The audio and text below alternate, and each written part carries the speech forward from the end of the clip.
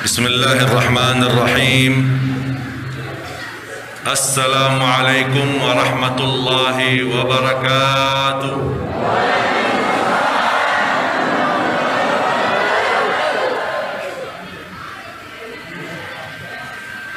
Alhamdulillahi rabbil alamin. Ashhadu an la ilaha illallah wahdahu la syarika lah. Wa ashhadu anna Muhammadan abduhu wa rasuluh. Allahumma salli wa sallim wa barik ala sayyidina Muhammad wa ala alihi wa sahbihi wa man tabi'ahum bi ihsanin ila yaumiddin. Subhanaka la ilma lana illa ma 'allamtana innaka antal alimul hakim. Allahumma 'allimna ma yanfa'una wanfa'na bima 'allamtana wa zidna 'ilman wa tuqa.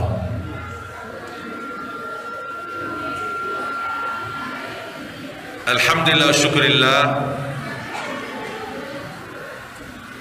Yang saya hormati Bapak Bupati Lombok Timur atau yang mewakili, terima kasih atas sambutannya. Yang saya hormati Ketua Takmir Masjid, luar biasa, sambutan singkat padat tapi semangat. Nampaknya Ketua Takmir sini cocok jadi khatib Jumat.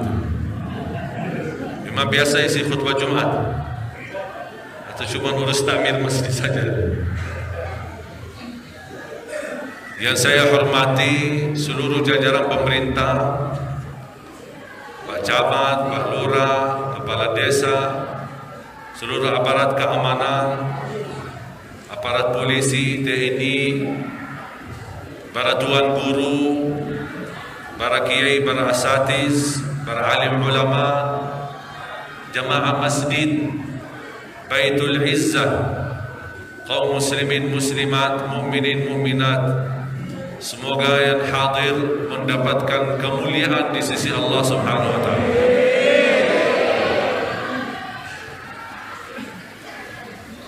Apa kabar semuanya? Salah jawaban itu. Kalau saya tanya apa kabar semuanya, jawabannya alhamdulillah, luar biasa, Allahu Akbar. Sekali lagi ya, apa kabar semuanya?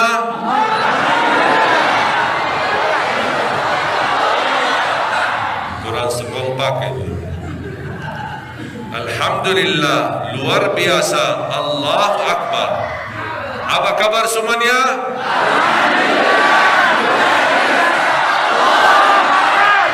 Ini baru semangat. Alhamdulillah, syukurillah. Saya izin panitia, saya lepas ya.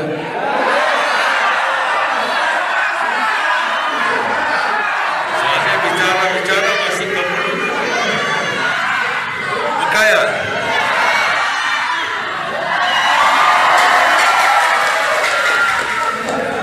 Asli. Oh, ibu-ibu paling senang ibu-ibu. Alhamdulillah. Bisa duduk ya? Duduk. Biar sama-sama kita belajar, insyaallah yang bermanfaat.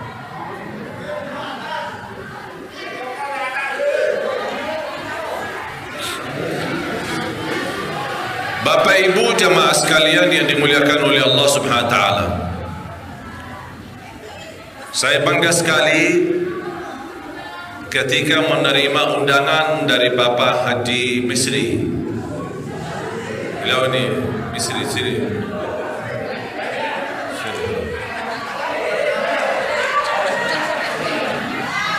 Ini beliau yang berkali-kali telepon.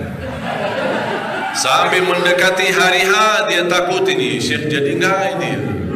Sudah diumumkan takut tidak jadi datang ini. Gelisah tak bisa tidur malam. Tapi alhamdulillah begitu saya tiba di Lombok saya langsung video call.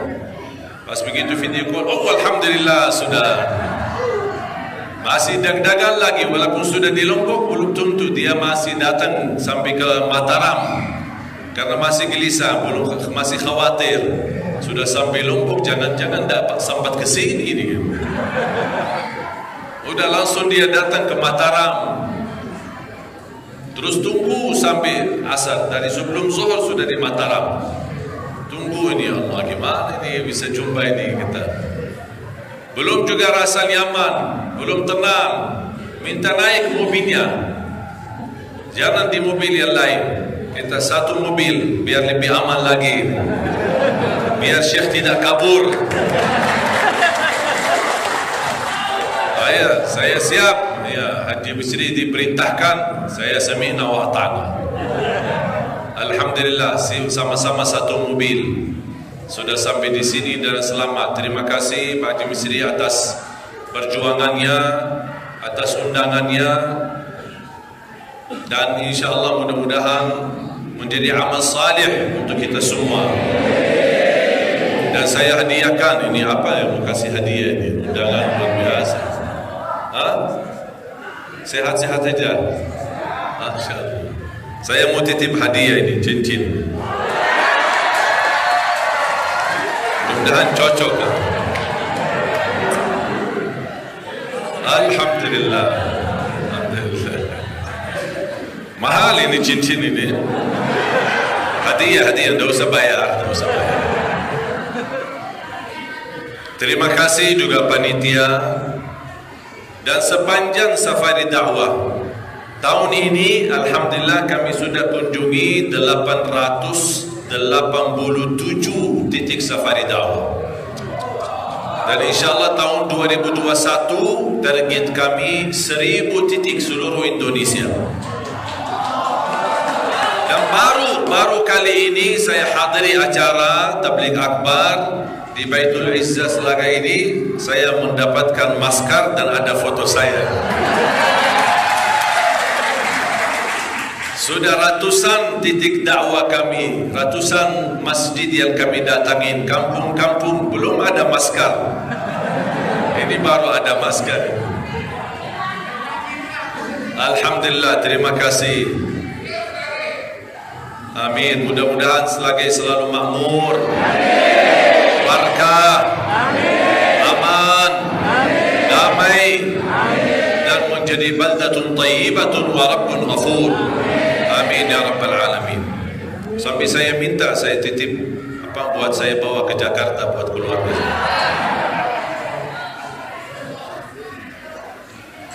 Bapak Ibu jemaah sekalian dimuliakan Allah Subhanahu wa taala. Alhamdulillah atas karunia Allah Subhanahu wa taala untuk negeri kita Indonesia. Banyak anugerah yang diberikan oleh Allah untuk negeri kita. Walaupun masih banyak kekurangan, masih banyak tantangan, tapi kalau kita bandingkan dengan negara lain, banyak nikmat yang kita dapat di negeri kita Indonesia tercinta. Indonesia dengan berbagai macam suku dan budaya, 714 suku yang berbeda-beda, tapi mereka bisa bersatu di bawah bendera merah putih. Indonesia begitu luas, berbagai macam bahasa, asal usul dan latar belakang, tapi alhamdulillah negeri kita masih utuh dan tidak ada fitnah adu domba atau perang saudara di antara kita. Alhamdulillah kita bisa merasakan nikmat aman, dan nikmat aman lebih utama daripada nikmat rizki. Bahkan rizki terbesar adalah nikmat aman. Ketika Nabi Ibrahim alaihissalam, Allah perintahkan untuk berhijrah ke Makkah. Kemudian dia tinggalkan istrinya Siti Hajar dan anaknya Nabi Ismail di tengah padang pasir dan tidak ada tanda kehidupan. Di situ Nabi Ibrahim berdoa, wa idh qala Ibrahim rabbi ij'al hadha baladan amina warzuq ahlahu minats thamarat. Pertama nikmat aman lebih utama daripada nikmat agama. Adanya aman, beraktivitas agama lancar. Tidak ada aman, kita tidak bisa beraktivitas beribadah. Karena aman, kita bisa pulang pergi ke masjid. Karena aman, kita bisa beraktivitas pengajian dan tabligh akbar. Karena aman, kita bisa ke pasar. Karena aman, kita bisa mencari nafkah dari sekitar urusi keluarga. Karena aman, banyak bisa kita mendapatkan kemudahan dalam kehidupan kita. Coba bayangkan kalau negeri kita terancam dengan perang, saudara. Suku dengan suku yang lain perang, kampung dengan kampung yang lain perang, kota dengan kota yang lain perang. Apa yang kita bisa jalankan? Makanya kita harus bersyukur kepada Allah Subhanahu wa ta'ala. Kita bisa melihat bagaimana keadaan saudara kita di Timur Tengah, Syria, Yaman, Tunisia, Libya, Irak. Banyak tantangan dalam kehidupan mereka. Belum lagi berbagai negara di Afrika. Tapi alhamdulillah kita bisa merasa nikmat aman. Saya pernah ketika ke Palestina,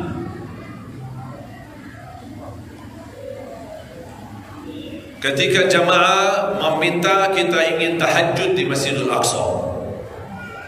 Kita keluar dari hotel, naik bis, satu rombongan menuju Masjidil Aqsa. Dan adanya Masjidil Aqsa di dalam sebuah kota tua yang dibagani dengan tembok besar dan ada pintu-pintu besar di luar. Sampai ke sana bis tidak bisa bawa masuk, kita harus jalan kaki. Jalan kaki masuk kampung kota tua di dalam. Ada banyak rumah di dalam, toko-tokoan, ada orang Yahudi, ada Nasrani, ada Muslim, semua ada di situ. Kita jalan kaki kurang lebih 5-7 menit di dalam kota tua itu sampai ke pintu terakhir atau pintu utama untuk masuk pada area Masjidil Aqsa. Tapi dalam ketika sampai di sana, pintunya tertutup dan dijaga oleh pasukan Israel. Jamaah tunggu, mulai ramai jamaah datang, berombongan, ada yang dari Turki, dari Malaysia, dari Pakistan. Bahkan saya melihat ada bendera Inggris, ada bendera Brazil. Saya kaget, ini tim bola ada di sini. Ternyata bukan tim bola, tapi mu'allaf dari Brazil, para mu'allaf dari Inggris, mu'allaf dari berbagai negara Eropa. Itu menunjukkan apa? Kemajuan Islam di sana. Kadang-kadang kita malu, di negara Eropa sudah maju Islam, di negeri Islam itu malah mundur Islam. Dan mulai ketika ramai bertambah jamaah ingin masuk ke area Masjidil Aqsa dan sekalian menuju Masjidil Aqsa, tapi kondisi pintunya tertutup. Dan pasukan Israel menjaga, dan pasukannya, senjatanya, tidak boleh kita masuk. Tunggu. Ya kita tunggu. Dari jam 2 sampai setengah 3, sampai jam 3. Bahkan lewat dari jam 3, tidak ada di buka pintu. Saya melihat ada seorang di samping saya, orang Palestina, warga Palestina. Sudah tua, pakai kursi duduk. Dan mulai jamaah gelisah karena cukup lama merokok, lebih dari 1 jam. Meminta dibukakan pintu. Saya lihat orang Palestina, seorang bapak ini, duduk biasa-biasa aja, tidak gelisah, tidak ada apa-apa, biasa aja. Saya langsung bercakap sama dia pakai bahasa Arab, karena saya kan orang Arab, jadi bisa bahasa Arab. Saya berbicara sama dia, Bapak kok biasa-biasa aja, kita semua gelisah, bahkan marah, kenapa tidak dibukain pintu? Langsung dia tanya, pasti kamu dari luar ya? Maksudnya pendatang, bukan orang penduduk situ. Ya saya dari luar, dari Indonesia. Ya makanya gelisah, yang baru-baru datang itu gelisah. Kalau kami sudah biasa, sudah 70 tahun dengan kondisi begini. sudah 7 tahun, 70 tahun dalam keadaan seperti ini. Sudah biasa. Kami sabar. Kapan dibuka pintu? Tidak tahu. Terserah mereka. Kapan mereka ingin buka ya buka. Kalau tidak dibuka ya udah pulang. Baru dibukain pintu, hampir mendekati subuh. Kita berdiri dan menunggu sampai hampir 2 jam. Begitu dibuka pintu, petugas Israel menekankan dan menyampaikan tidak boleh gesa-gesaan dan tidak boleh rame-rame, harus berhubungan satu-satu, pelan-pelan, dan tidak boleh takbir. Teriak-teriak takbir itu tidak boleh. Kalau orang yang dilihat takbir langsung ditangkap. Kemudian begitu masuk, dan saya pertama kali seumur hidup saya bisa melihat Masjidil Aqsa secara langsung. Kemudian saya masuk masjid, walaupun masih ada waktu beberapa menit, saya waktu itu tidak salat tahiyatul masjid. Saya tidak salat witir, memanfaatkan waktu sebelum azan, atau walaupun 2 rakaat tahajud. Apa yang saya lakukan? Saya sujud syukur. Kenapa saya sujud syukur ketika saya masuk Masjidil Aqsa? Karena di saat peristiwa kami dipertahankan tidak bisa masuk ke masjid dan menunggu berjam-jam di situ, saya ingat Indonesia. Selama saya berada di Indonesia, tidak pernah saya menemukan aparat keamanan yang menjaga dan melarang kita ke masjid. Justru kita ke masjid dikawal dan dijaga sama aparat keamanan. Ada acara begini besar, coba tugas mereka menjaga kita di luar supaya berjalan lancar, aman, dan kemudahan dalam melaksanakan acara. Betul? Makanya ketika saya ingat ini dan saya melihat kondisi Masjidil Aqsa, tanah suci, kiblat yang pertama, mereka tidak bisa beraktivitas normal untuk melaksanakan salat seenak mereka dan kapan saja. Ternyata mereka tidak bisa. Makanya kita ucapkan alhamdulillah. Banyak nikmat yang kita dapat, tapi sayang sekali kadang-kadang kita masih meminta nikmat yang baru, sedangkan nikmat yang sudah ada kita belum syukuri. Padahal Allah menjanjikan lain syakartum la azidannakum. Kalau ingin ditambahkan oleh Allah nikmat, kita harus belajar mensyukuri dan menjalani dan menikmati apa adanya. Allah kasih, ada yang kita minta, dan Allah kasih apa yang tidak pernah kita minta. Allah kasih. Dan kalau kita menjadi hamba yang selalu bersyukur atas anugerah dan nikmat, dan kita tidak bakal mampu membalas semua nikmat Allah yang diberikan oleh Allah SWT. Dan saya selalu berkata, syukuri yang sudah ada, dijamin yang belum ada jadi ada.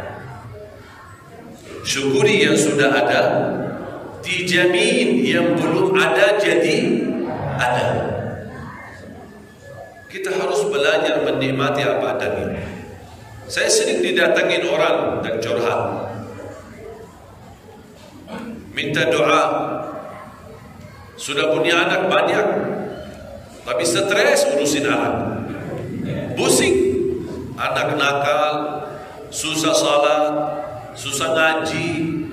Gimana kita agar bisa mendapatkan anak saleh-saleh?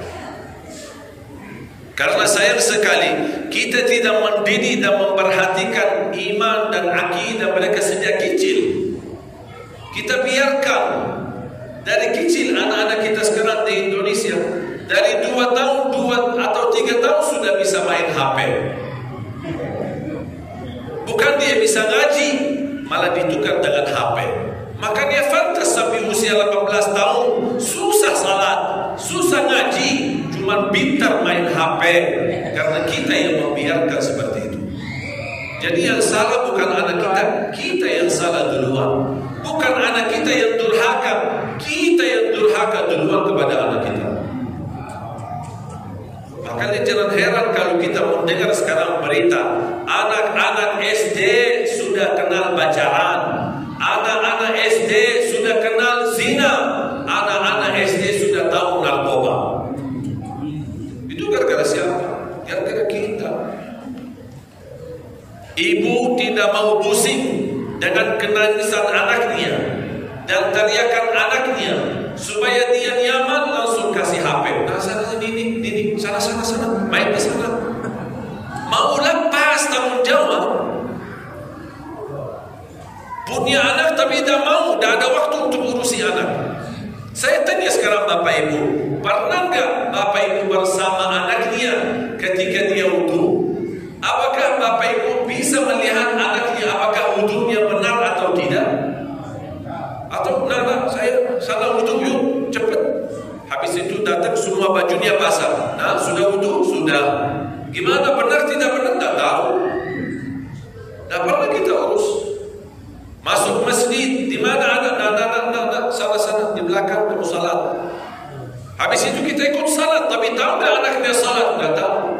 Mungkin dia ikut main-main di belakang. Tanggung jawab orang tua, lihatlah anakmu ketika wudu dan benarkan wudunya. Temenin anakmu ketika ngaji supaya ngajinya bisa benar. Jangan hanya main perintah. Ayo salat, yuk ngaji, yuk baca, tapi kita sendiri tidak berkenan mendampingi anak kita. Duduk sekalian sama anak, ayo nak kita ngaji bareng. Ayo temenin ayah kita salat duha bersama. Ayo temenin ayah kita antar ayah ke masjid. Walaupun mereka kecil, tapi tertanam cinta masjid sejak kecil. Guru saya pernah cerita, ada seorang anak masuk masjid. Mungkin dia semangat, cinta masjid, semangat datang ke masjid. Masjidnya sepi, cuma ada beberapa orang. Namanya anak-anak lihat saf pertama kosong, datang maju ke depan di saf pertama. Datang seorang bapak, megang baju anak dari belakang, dia dorong, dia tarik dia ke belakang. Ayo nak, sana kau, kamu salat di depan, sana kamu di belakang. Cara tak sopan, cara tidak menunjukkan akhlak Nabi Muhammad SAW. Apa yang terjadi? Anak tersinggung, bahkan nangis, keluar dari masjid. Kata guru saya, orang itu 54 tahun tidak pernah mau masuk masjid. Gara-gara apa? Gara-gara sikap kita. Ketika ada anak, tolong rangkuli anak dengan kata yang lembut, kata yang baik. Walaupun masih anak kita mungkin main di masjid, tak apa-apa, sabar. Supaya mereka cinta masjid ini, dan insya Allah sedikit demi sedikit Allah rubahkan akhlak mereka menjadi saleh-salehah. Dan kita besok meninggal dunia, insya Allah anak kita membanggakan di hadapan Allah Subhanahu wa Ta'ala. Ada seorang masuk masjid, anak-anak. Pas begitu selesai salat, dia keluar, hilang sandalnya, dicuri orang.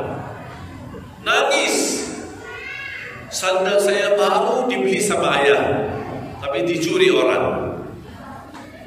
Datang seorang bapak, orang saleh dan memiliki sifat kebijaksanaan, dan melihat anak itu nangis, dia tanya, kenapa nak? Sandal saya dicuri orang. Langsung bapak ini membawa anak, ayo temani saya, bawa ke toko untuk belikan sepatu dan sandal baru.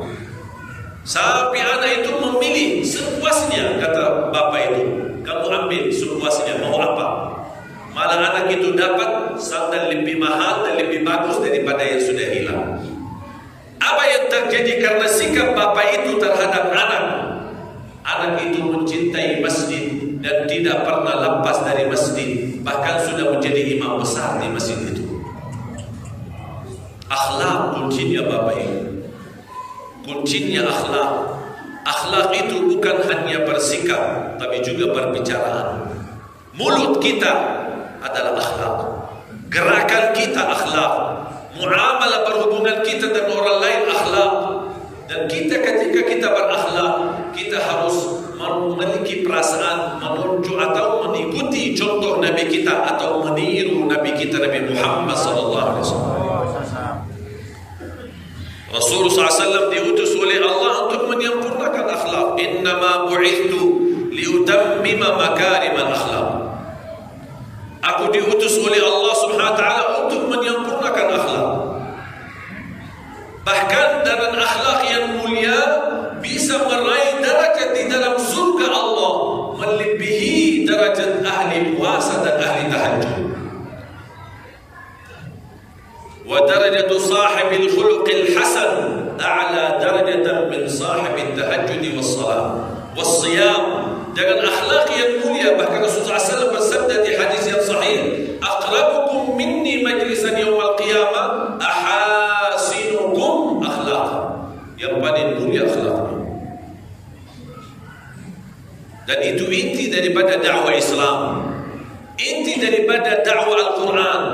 Kalau boleh saya ambil isi Al-Quran dari Al-Fatihah sampai An-Nas, dan isi Islam dari A sampai Z, saya ambil kesimpulannya dan inti, tidak akan menemukan yang lebih inti dan lebih istimewa daripada akhlak yang mulia.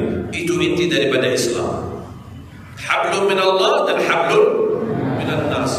Mulia akhlaknya di hadapan Allah, tunaikan kewajiban, jadi orang yang jujur, amanah, menjaga takwa, dan juga hablum minan nas, bermulia akhlak sama semua orang. Nas, kata nas artinya seluruh manusia walaupun beda agama. Menunjukkan akhlak yang mulia ini bisa menjadikan orang mencintai Islam, bisa menjadikan orang bisa mengambil gambaran daripada Islam karena akhlak yang mulia. Dan Rasulullah SAW tidak pernah marah dan tidak pernah balas dendam dalam urusan pribadinya.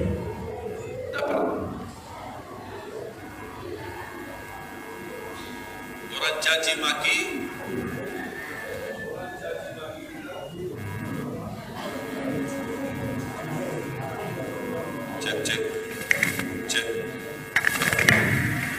cek. Bismillah.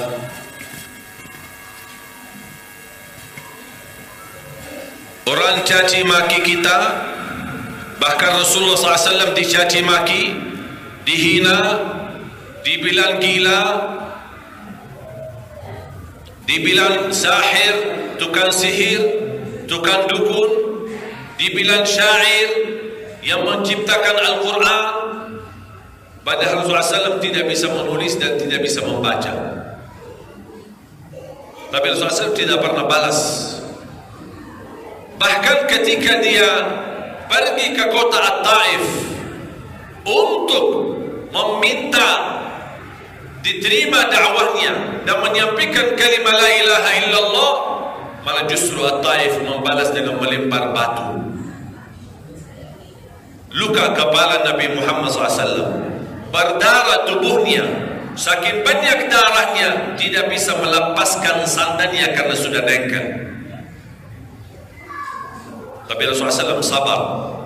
Bahkan ketika selesai kejadian di At-Taif, datangnya malaikat Jibril membawa malaikat petugas gunung-gunung, malaikat gunung.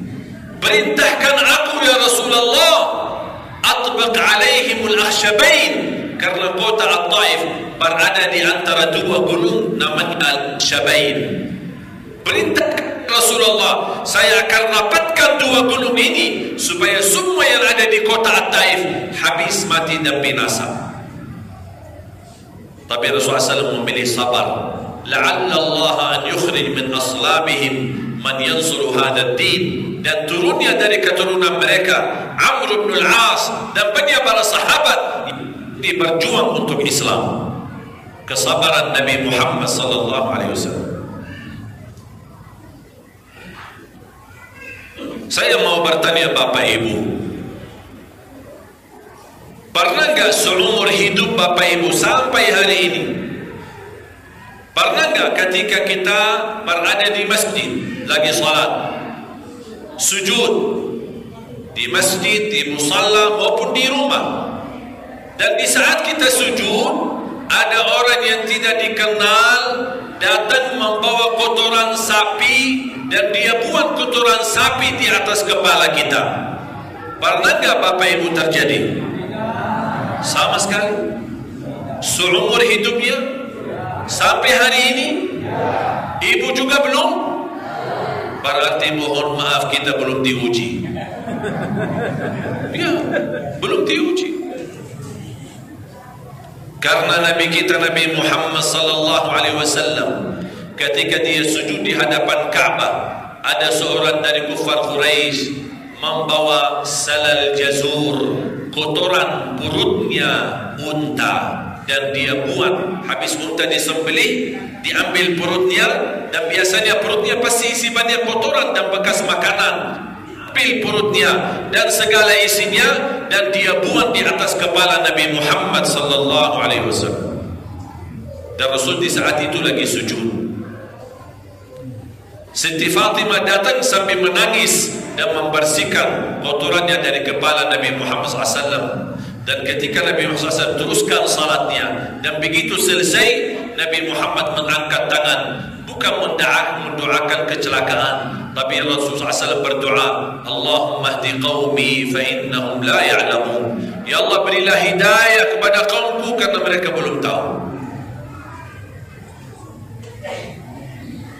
Makanya Bapak Ibu, terlihat hakikatnya akhlak seorang bukan di saat dia santai-santai, bukan di saat dia manis, bukan di saat dia senang-senang, tapi teruji akhlak seorang ketika tertekan dengan ujian dan musibah. Baru akan terlihat apakah yang muncul dalam dirinya akhlak Nabi Muhammad atau yang muncul dari dirinya akhlak jahiliyah.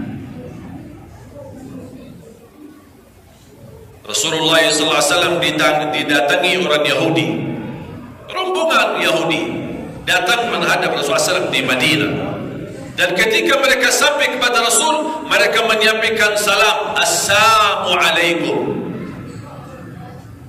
Assalamualaikum, bukan Assalamualaikum. Apa arti Assalamualaikum? Kematian dan kecelakaan bagimu, wahai Muhammad.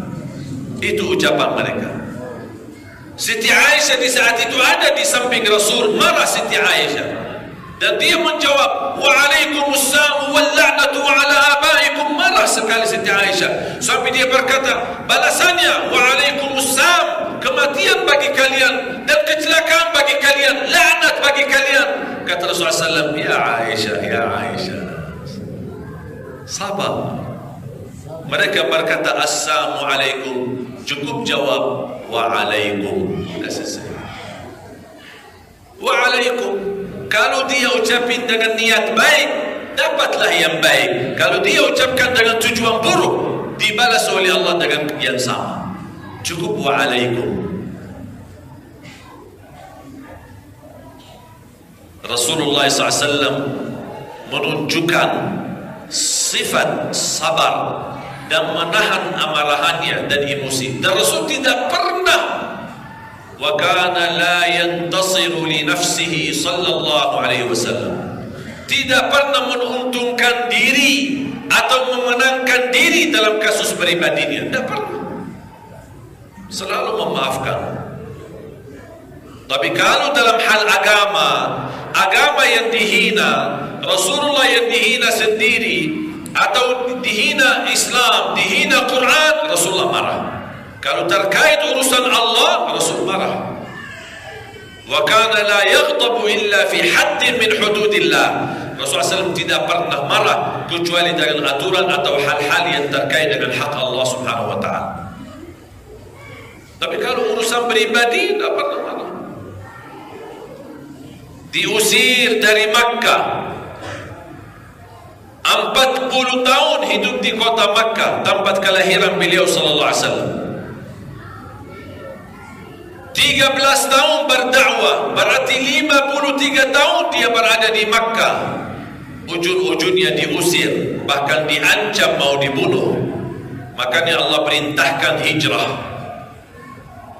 Dia berhijrah sampai sudah keluar dari kota Makkah di perbatasan, dan dia mempandangi kota Makkah sampai menangis, walaula anna qaumaki akhrajuni minki lama kharajtu, kalau bukan kaum Makkah mengusir aku, saya tidak pernah mau keluar dari kota Makkah, tempat kelahiran Nabi Muhammad SAW, tapi diusir. Kapan bisa lagi ke kampung halamannya? Kapan bisa lagi ke tempat kelahirannya, kota kecintaannya? 8 tahun di Madinah belum bisa dia kembali ke Makkah. 8 tahun belum bisa memadamkan rasa rindu kepada Makkah. Pernah enggak Bapak Ibu merasakan itu? Belum, karena belum pernah diusir dari kampung kita. Tidak pernah dihina di kampung kita sendiri. Coba bayangkan kalau kita menjalani tugas di luar kampung, dan begitu selesai tugas kita bertahun-tahun, dan kita kembali ke kampung kita, malah diusir sama masyarakat. Tega enggak? Bisa enggak kita terima? Susah, membayangkannya aja susah. Bagaimana kalau bisa merasakannya? Rasul datang tahun 7 Hijriah hanya dengan pakaian ihram, ingin melaksanakan umrah, tidak dibolehkan sama kufar Quraisy. Di kampung saya, kota kelahiran saya, tidak boleh, tidak boleh. Sampai terjadi Sulhul Hudaybiyah, baru Rasulullah SAW kembali ke tahun berikutnya, tahun 8, baru terjadi Amu Fatah Makkah. Sampai Rasulullah SAW naiki unta dan membaca Inna fatahna laka fathan mubina liyaghfira laka Allahu ma taqaddama min dhanbika wa ma ta'akhkhar wa yutimma ni'matahu 'alayka wa yahdiyaka siratan mustaqima wa yansuraka Allahu nasran aziza.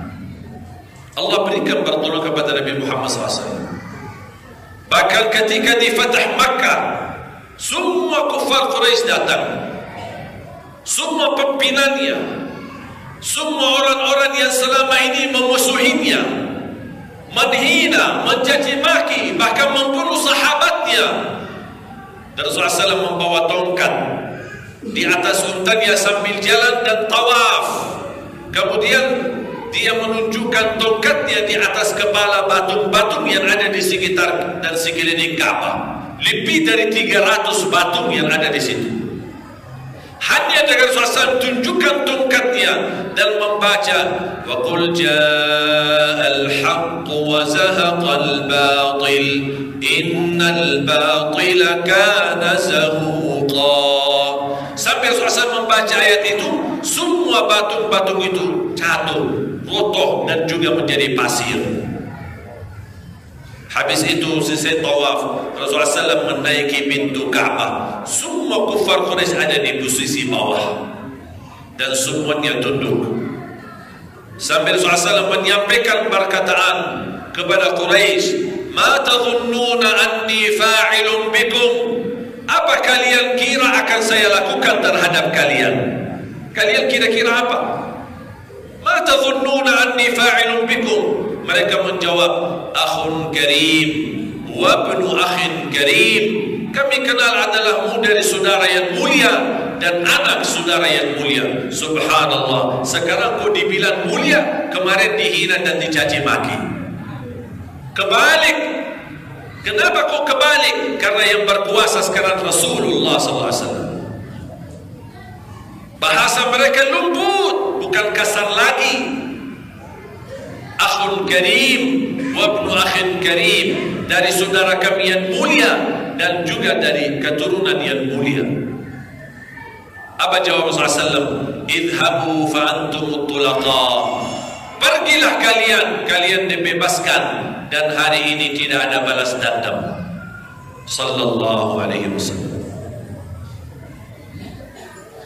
Mohon maaf Bapak Ibu, yang kita hadapi di Indonesia bukan krisis pemerintah, bukan krisis politik, bukan krisis ekonomi, tapi yang kita hadapi krisis akhlak. Kalau kita bisa bangkitkan akhlak yang benar, akhlak Nabi Muhammad sallallahu alaihi wasallam, dan kita menjadi contoh yang baik, insya Allah Islam bakal makmur dan Allah berkahi negeri kita ini, Indonesia.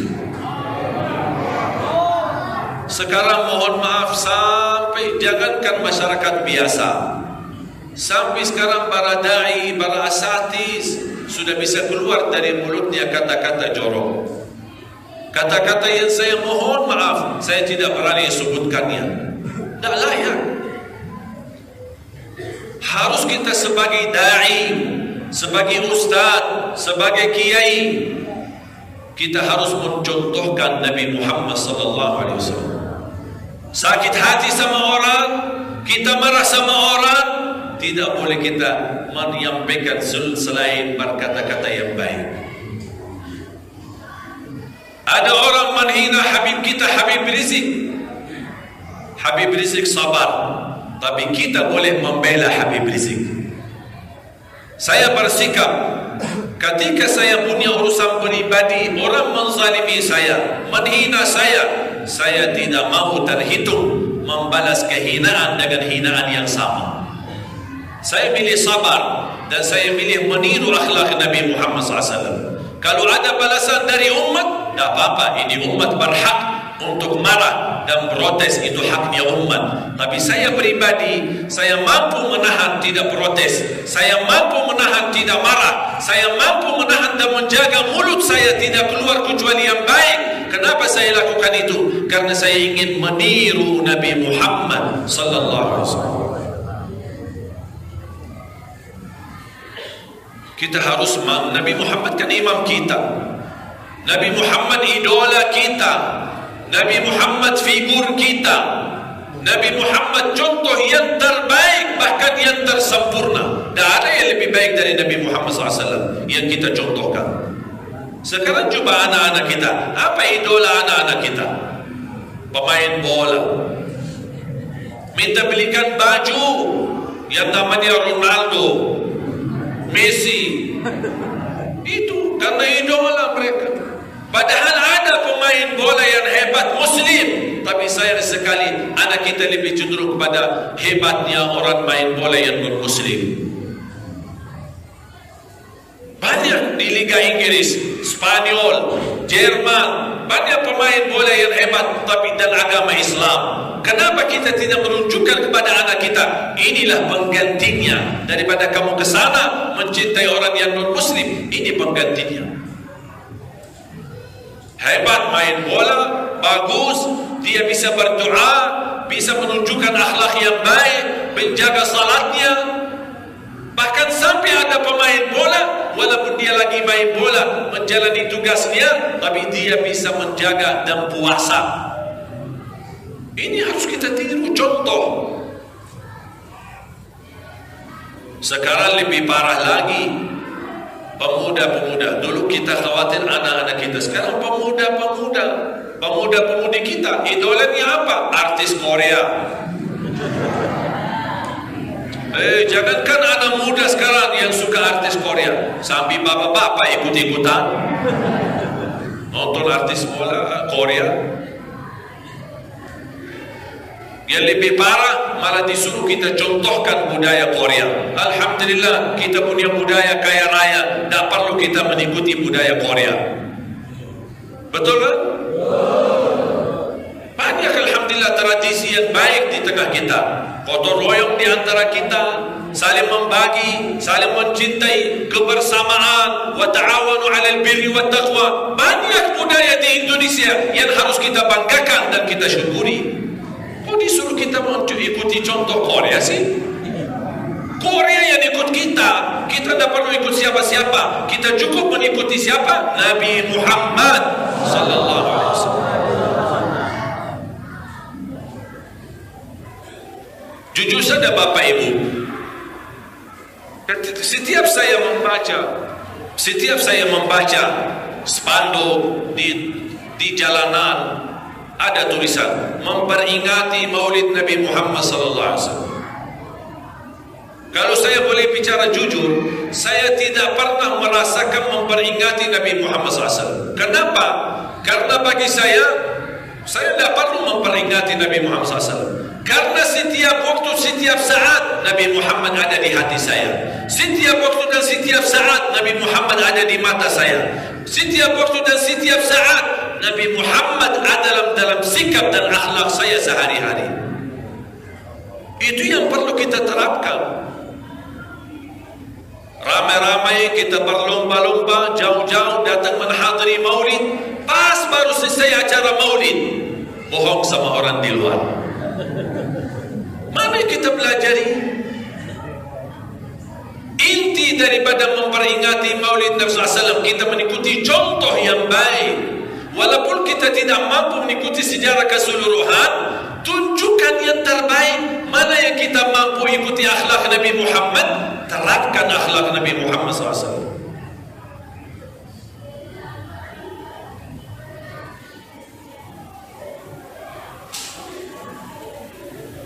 Rasulullah sallallahu alaihi wasallam bersabda di hadis yang sahih, khairukum khairukum li ahli wa ana khairukum li ahli. Laki-laki yang termulia akhlaknya adalah yang termulia akhlaknya sama istrinya dan keluarganya. Sampai Rasulullah SAW berkata, dan akulah yang termulia akhlak terhadap istri dan keluarga.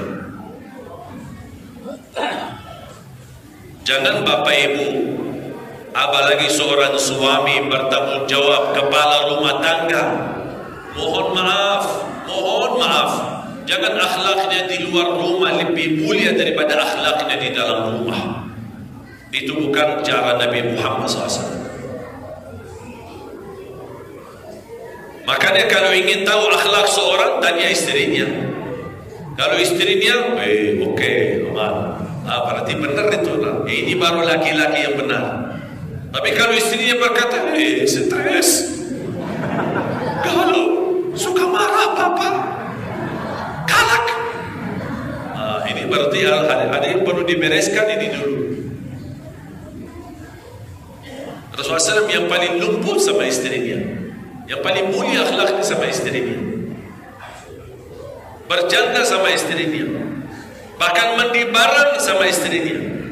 Pak, sudah mandi bareng sama istri belum? Ya mandi bareng lah. Bu, Bapak udah mandi bareng gak boleh sama ibu? Belum ya? Malu ya? Ya kan sunnah Rasul sekali-kali, seminggu sekali, sambil main air di kamar mandi berdua. Itu kan akhlak Nabi Muhammad sama Siti Aisyah. Sampai kata Siti Aisyah, Rasulullah meribut air bersama saya untuk tumbahkan kepada saya, kata. Romantis Nabi Muhammad SAW. Beda sama orang datang, Masya Allah, senyum di luar rumah tapi seram di dalam rumah. Tak pernah mau senyum. Ayo bu, siapin kamar mandi, handuknya taruh di dalam, saya mau mandi. Jangan lama-lama. Maaf istri kan.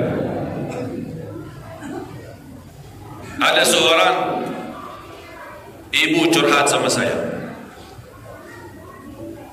Suami saya suka marah. Apa saja, sedikit-sedikit marah, sedikit-sedikit marah.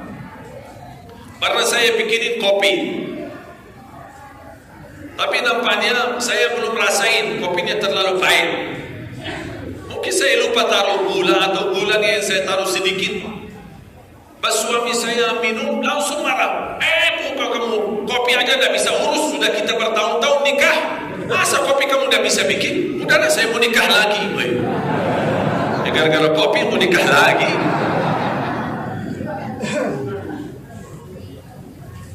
Mohon maaf bu, ini bukan hanya curhatan dari ibu-ibu ya, ada juga curhatan dari bapak-bapak. Ada seorang bapak curhat sama saya. Syekh mau bertanya? Boleh. Apa bertanya? Saya heran sama istri aku ini. Kenapa heran sama istrinya? Kalau pas ada acara pesta, acara pernikahan, Masya Allah jentiknya luar biasa. Pakaiannya rapi, make up, semua menarik, parfumnya, harumannya, akhir seksi. Saya Masya Allah.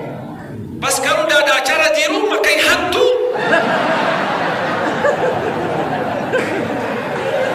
Tidak pernah rapi. Betul nggak? Makanya Bu, jangan pas di saat ada acara suka rapi. Walaupun tidak ada acara, jangan setiap bapak datang siang hari malah kita sambut dengan bawang putih, bawang, makanan, sayuran. Mau salaman, mandi dulu, ganti baju dulu, biar sambut bapak dengan harumannya. Masya Allah, ibu cantik sekali. Ibu mau kemana? Tidak kemana-mana Pak. Ini untuk buat bapak. Masya Allah. Insya Allah tidak nikah lagi kalau gitu. Betul kan? Makanya ibu jangan membiarkan suami ibu suka cuci mata di luar. Kenapa bapak suka cuci mata di luar? Karena mohon maaf, mata bapak ketika mempandangi ibu tidak memuaskan. Puaskan mata bapak di rumah. Puaskan. Mohon maaf, suami sebelum menggauli istrinya, yang pertama dilihat adalah matanya. Mata lihat, wow. Baru dia pingin bertemu istrinya, mau tidur bersama istrinya. Tapi kalau istrinya bau makanan, bajunya tidak rapi, itu aja yang dipakai selama 1 minggu, tidak pernah ganti baju. Gimana Bu? Tidak apa-apa, masing-masing punya kekurangan. Suami punya kekurangan, istri juga punya. Ayo mari kita sama-sama perbaiki. Alhamdulillah, saya bersyukur setiap saya pulang ke rumah, istri saya mengharuskan tolong kabarin kamu datang. Sebelum datang tolong kabarin. Dia tidak suka saya mendadak datang. Buat apa? Dia berkata supaya saya siapkan diri.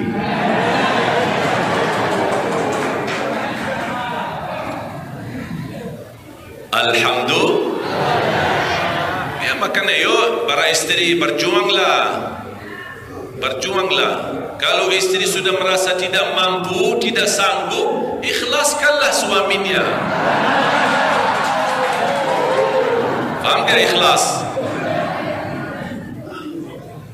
Ya jadi ibu harus punya pilihan. Tidak boleh ibu tidak rapi di rumah, tidak harum, tidak berpakaian enak dan manis, dan tidak boleh suaminya nikah lagi.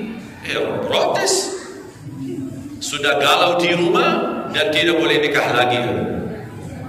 Kalau ibu tidak mau suami nikah lagi, tolong puaskan matanya dan puaskan hatinya supaya dia bisa menjadi taat dan cinta mati kepada ibu.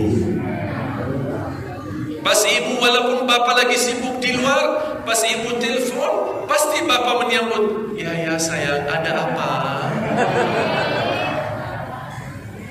Beda sama kalau bapak pas pagi-pagi bangun dimarahin sama istrinya. Bapak, udah jam segini masih tidur. Pas begitu keluar, ditelepon sama istri, jangan lupa belanja Pak, banyak kekurangan di rumah Pak. Langsung dimatiin. Kok dimatiin? Mati baterainya. Akhlak yang mulia kunci kebahagiaan dalam rumah tangga. Laki-laki bermulia akhlaknya, istri pula bermulia akhlaknya. Insya Allah kalau kita meniru Nabi Muhammad sallallahu alaihi wasallam dalam rumah tangga, pasti akan Allah berikan kebahagiaan, sakinah, mawaddah, warahmah. Bahkan keturunan kita insya Allah saleh-saleh. Siap? Saya kasih contoh amalan. Amalan yang pertama, hari ini hari Ahad, hari Minggu, ya, supaya Dibilang hari Ahad, nanti orang yang suka bilang hari Minggu marah. Kita bilang hari Minggu dan tidak terima yang bilang hari Ahad. Saya bilang hari Ahad dan hari Minggu, dua-duanya. Tak boleh kita ribut perbedaan. Orang bilang hari Ahad, ya hari Ahad. Ada yang bilang hari Minggu, ya hari Minggu. Ya sama-sama benar. Saya minta Bapak Ibu mulai hari ini sampai hari Ahad yang akan datang, hari Minggu. Berarti berapa lama? 1 minggu. Tidak boleh marah. Itu amalan. Tidak boleh marah. Apapun terjadi, jangan marah. Kalau terpaksa marah, terpaksa sudah tidak kuat, emosi dan tinggi, panas.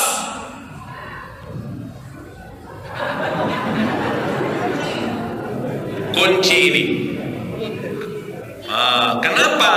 Karena di saat posisi marah, dibuka mulut, pasti yang keluar perkataan yang menyakiti orang lain. Karena tidak bisa orang marah tapi masih berkata baik. Kenapa? Karena di saat marah didampingi syaitan. Maka dia diusahakan kalau lagi marah langsung. Bapak pulang ke rumah kemalaman, istrinya marah. Bapak langsung jawab.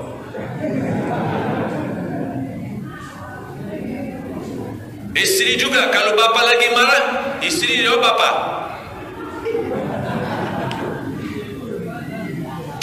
Jangan bahas sesuatu di antara kita kalau lagi marah dan nyambung. Tak bakal nyambung. Harus adab dulu, santai dulu, tenang dulu, baru silahkan diskusi dan bahas bersama. Dan ketika membahas satu persoalan, jangan dibahas untuk menunjukkan saya yang benar dan kamu salah. Tidak. Sama-sama benar, tapi berbeda-beda pandangan. Tapi kalau kita berdiskusi dengan orang, saya ingin menunjukkan saya yang benar, Bapak sesat. Dan nyambung. Dan nyambung, tak bakal nyambung. Karena sudah di hati kita, kita menganggap orang lain sesat. Makanya apapun yang dia sampaikan, tidak bakal saya terima. Beda kalau saya menghormati beda pandangan. Kira-kira bisa amalkan? Tidak boleh marah selama 1 minggu. Terutama ibu-ibu. Karena ibu-ibu lebih banyak diam di rumah. Kadang-kadang kesal sama anak-anak. Sebentar jatuhin piring, pecah piringnya. Gelas kopi atau gelas teh dipecahin sama anak. Ibu langsung emosi dan marah. Apalagi berkata buruk. Bodohlah, kamu bodoh, kamu dapat perhatikan, kamu bisa jadi ucapan itu bodoh. Allah kabulkan perkataan yang menjadi doa dan anaknya bodoh selama-lamanya. Auzubillah. Hati-hati. Ya Bu, Ibu setiap marah mau cupitan lagi. Sabar, jangan marah.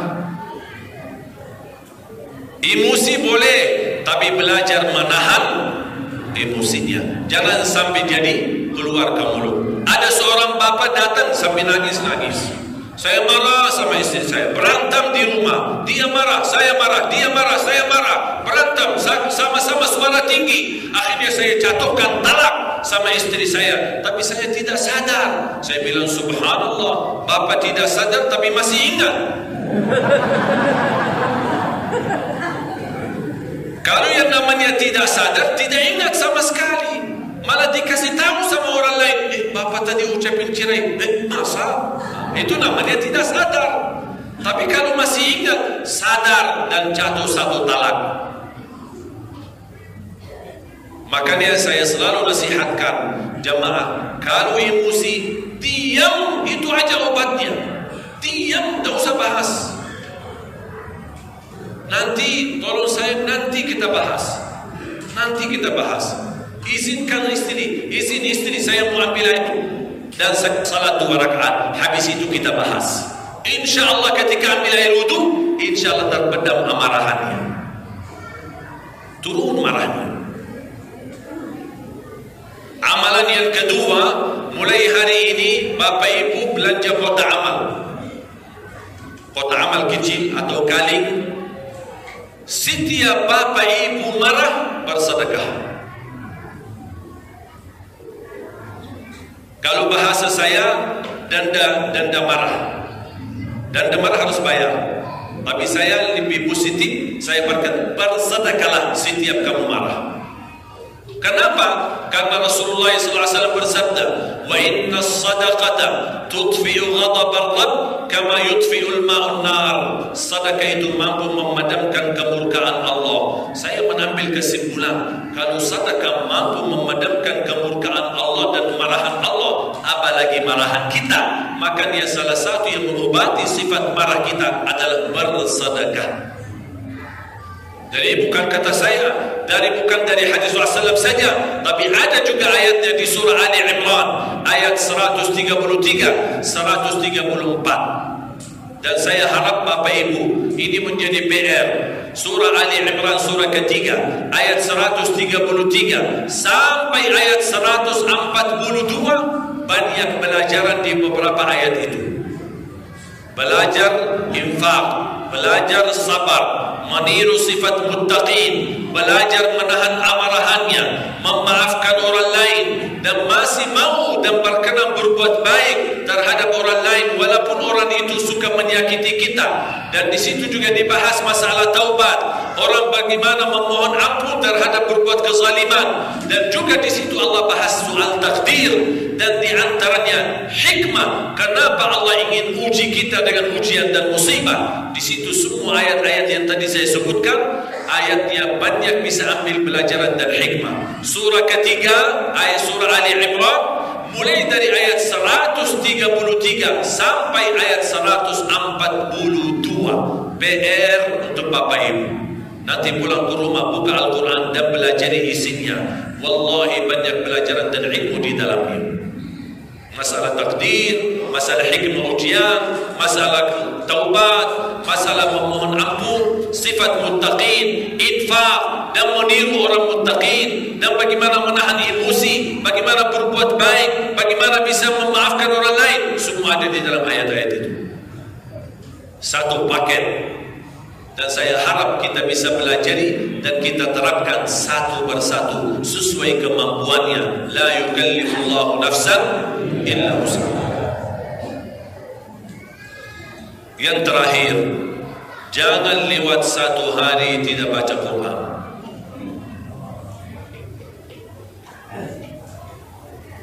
Jangan lewat satu hari tidak baca Quran.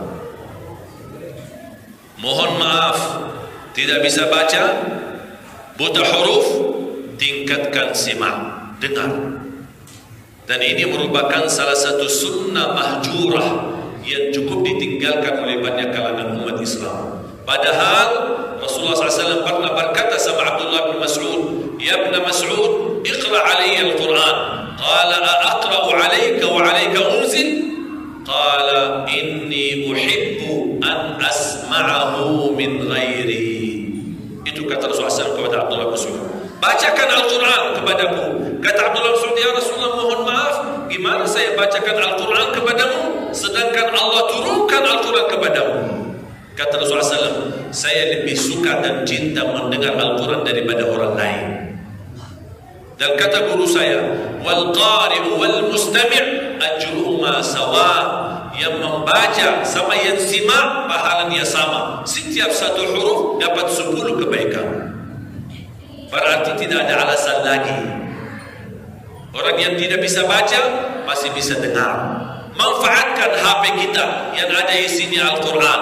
Manfaatkan CD murattal di rumah kita, setelkan Al-Quran. Ibu-ibu kalau pagi-pagi bangun subuh sambil sapu rumahnya, setelkan Al-Quran sambil sapu. Tapi jangan setelkan dangdut. Masa mulai harinya dengan syaitan?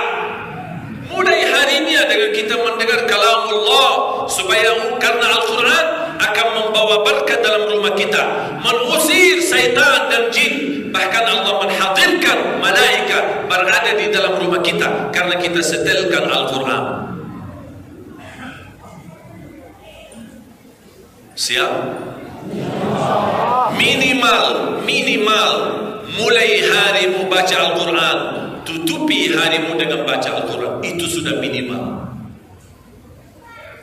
Sebelum beraktivitas pagi hari, baca Quran. Sehabis aktivitas mau tidur, tolong akhiri harimu dengan juga baca Al-Quran. Tak bisa baca, dengar. Kalau boleh saya usulkan, rutinkan baca atau dengar surat Tabarak Al-Mulk setiap mau tidur. Kenapa? Karena seandainya malam itu tidur dan meninggal dunia, insya Allah dapat jaminan selamat dari siksa kubur. Mohon doa restu Bapak Ibu, doakan kami. Alhamdulillah kami sudah hampir 2 tahun menggerakkan program 1 juta penghafal Al-Quran untuk Indonesia. Saya bercita-cita kalau Indonesia menjadi negara terbesar penduduk Islam sedunia, insya Allah tidak lama lagi Indonesia menjadi negara terbesar sedunia para penghafal Al-Quran.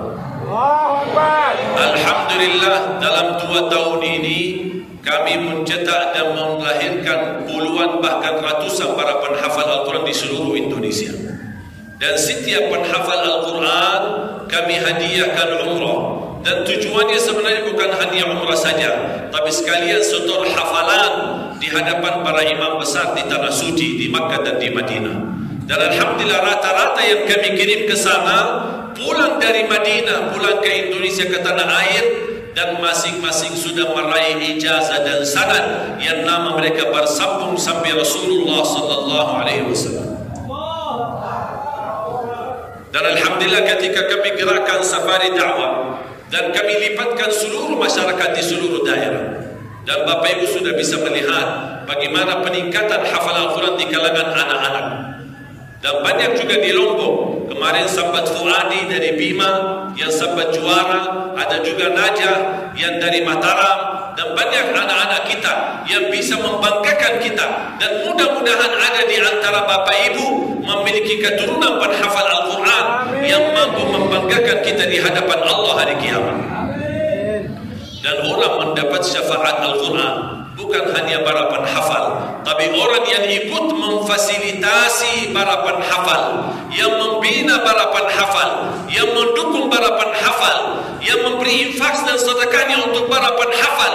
Kita ikut juga dapat pahalanya di sisi Allah. Setiap mereka baca Al-Quran, Allah salurkan pahala. Kenapa kok kita bisa dapat pahalanya? Karena kitalah yang memimpin mereka, membina mereka, memfasilitasi mereka, atau bisa jadi menjadi orang tua asuh untuk mereka. Mungkin Bapak Ibu kemarin mendengar berita Ananda Akbar, seorang dari Garut, tukang pemulung.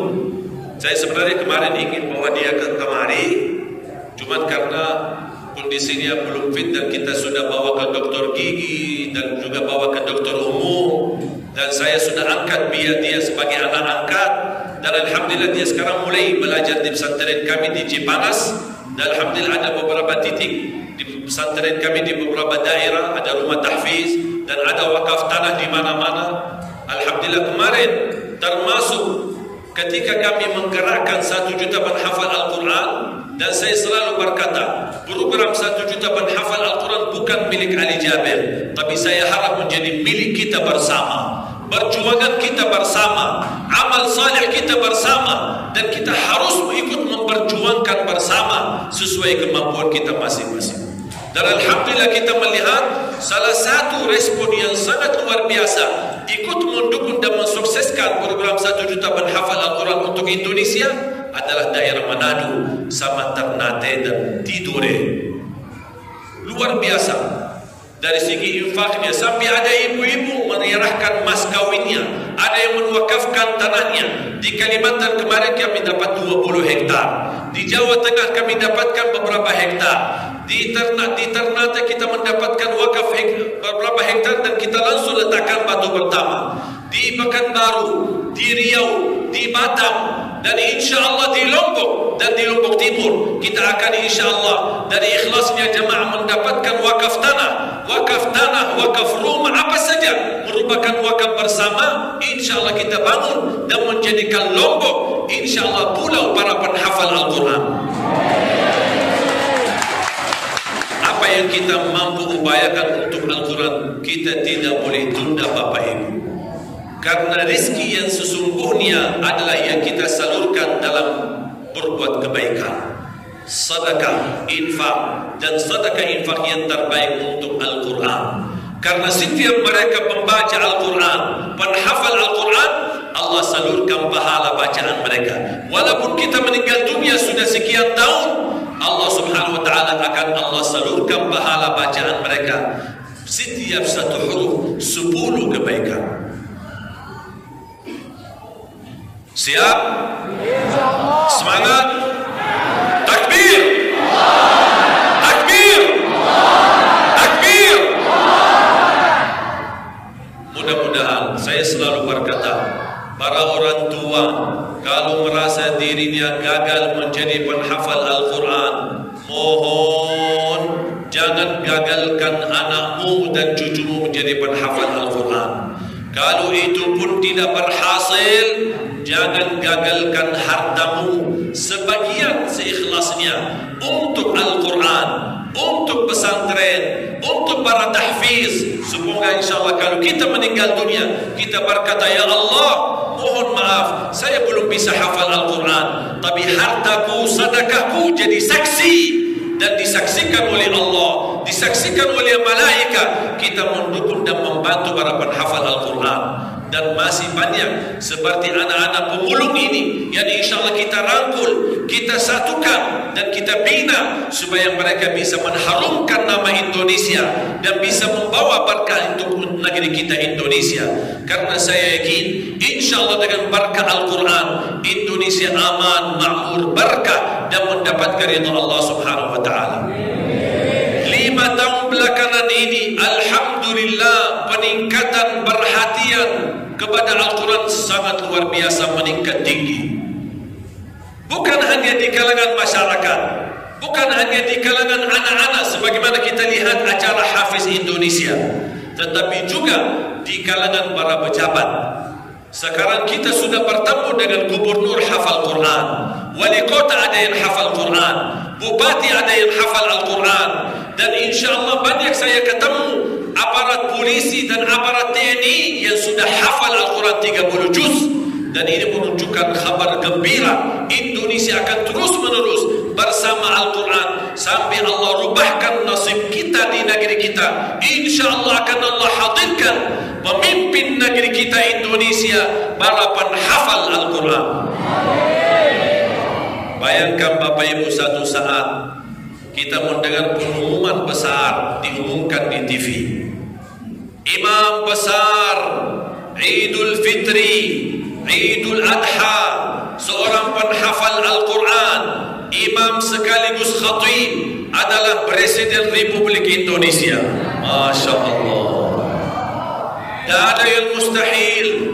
Wallahi, dan saya sudah bernazar, bersumpah kepada Allah Subhanahu wa Ta'ala, saya akan perjuangkan Al-Quran di Indonesia sampai mati. Dan saya berdoa kepada Allah, ya Allah, aku mohon jangan cabut nyawa saya sampai 1 juta penghafal Al-Quran menjadi kenyataan untuk Indonesia.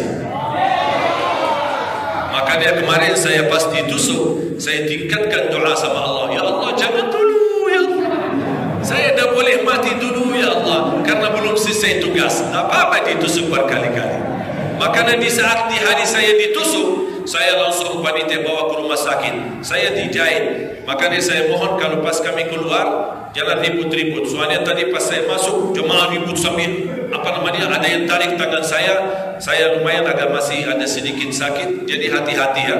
Pas kita keluar tolong jangan bergesa-gesaan. Ketika saya di Lampung dan kejadian saya dibawa ke rumah sakit dan dijahit 10 jahitan.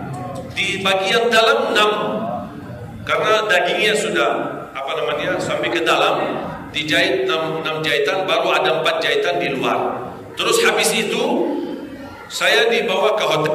Tanya sama juga, kami bawa ke mana ini? Ini pas sore hari belum maghrib. Kami bawa ke khawat. Nanti Syekh di apa-apain nanti lagi sama orang kita tidak tahu dan nyaman. Jadi lebih aman Syekh di hotel. Saya bilang subhanallah, baru ditusuk sekali sudah kekhawatiran. Saya ke hotel hanya 1, saya ganti baju dan turun lagi karena masih ada acara tabligh akbar habis maghrib dan acara habis isya tabligh akbar juga. Kasihan jamaah yang nunggu lama-lama. Bagaimana? Saya lebih baik mati di masjid daripada mati di hotel. Betul kan? Ya buat apa? Jujur saja. Mana coba bayangkan kalau ada pilihan mau mati atau di hotel? Ya di masjid. Makanya saya minta turun lagi sampai Pak Kapolda Lampung datang. Kami khawatir Syekh, lebih baik Syekh istirahat dulu. Saya bilang insya Allah istirahat kita di surga. Kalau di dunia tempat perjuangan dan jihad untuk Al-Quran dan untuk Islam, dan kita bangkitkan akhlak Nabi Muhammad sallallahu alaihi wasallam. Dan kita harus sabar menghadapi tantangan, sabar. Karena zaman ini banyak orang gila. Kita sabar. Sedikit gila jangan takut, kita sabar. Kita lihat tantangan kita luar biasa. Apalagi sekarang guru kita Imam Besar Habib Rizik dihina, dicaci maki, tidak apa-apa, sabar. InsyaAllah semuanya akan berlalu. Wal aqibatu lil muttaqin. Pertolongan Allah hanya untuk orang yang bertakwa. Tapi syaratnya sabar.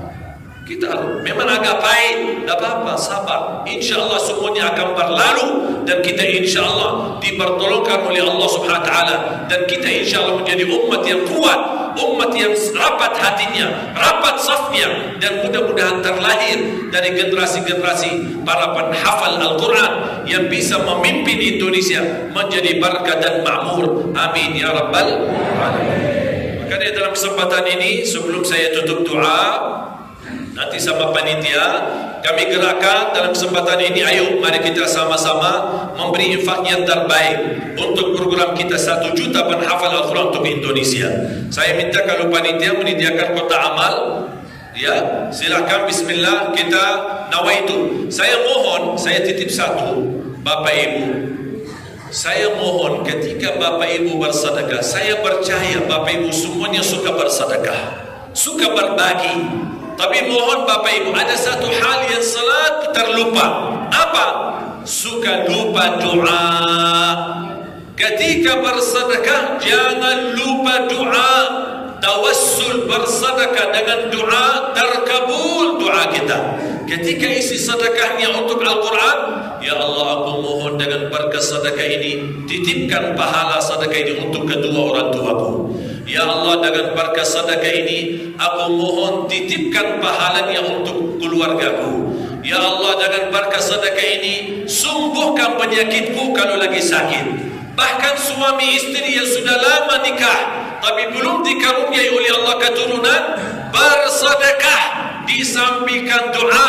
Ya Allah, kami mohon dengan berkat sedekah ini anugerahkan kepada kami keturunan saleh dan salihah. Makanya bismillah, sampai kita bersalawat ya. Kita sampai bersalawat. Saya harapkan semua, ayo mari kita sama-sama berlomba dalam kebaikan ini. Kita bersedekah dan kita niatkan untuk program 1 juta penghafal Al-Quran. Dan mohon jangan lupa ketika bersedekah, jangan lupa titipkan doa sekalian untuk hajat kita, untuk keluarga kita, untuk orang tua kita. Semoga insyaAllah dikabulkan oleh Allah Subhanahu wa Ta'ala. Sampai salawat boleh panitia, sampai salawat. Sallallahu ala Muhammad, sallallahu alaihi wasallam.